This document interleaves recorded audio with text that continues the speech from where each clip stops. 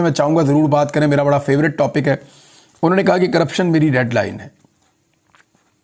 یہ مریم نواز نے کہا ہے، یہ آپ یاد رکھیے گا، کرپشن میری ریڈ لائن ہے، یہ مریم نواز نے کہا ہے۔ تو میں یہ ریڈ لائن یاد دلاتا رہوں گا جب تک مریم نواز اس سیٹ کے اوپر براجمان رہیں گی، کیونکہ دیکھیے پہلی خاتون وزیر اعلیٰ آ رہی ہیں پنجاب میں، ویلکم، لیکن چوری کے ووٹوں سے آ رہی ہیں۔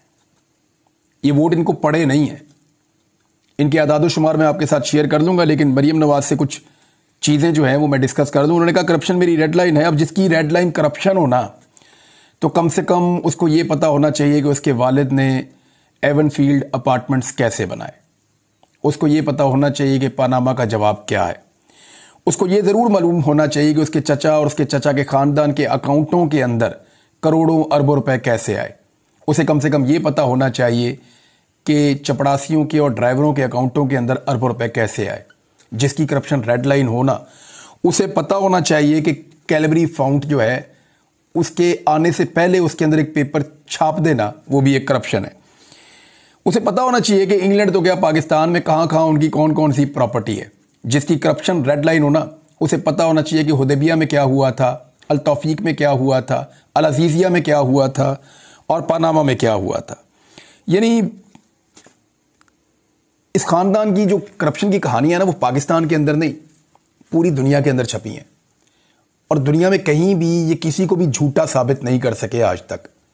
لہذا کرپشن کو اپنی ریڈ لائن کہنے سے پہلے اپنی خاندان کی تاریخ کو دیکھنا چاہیے تھا کہ کہاں کہاں پہ ان کے اوپر کرپشن کے کون کون سے ایلیگیشنز ہیں جو صرف ٹیکنیکل بنیادوں کے اوپر ریزالو ہوئے ہیں۔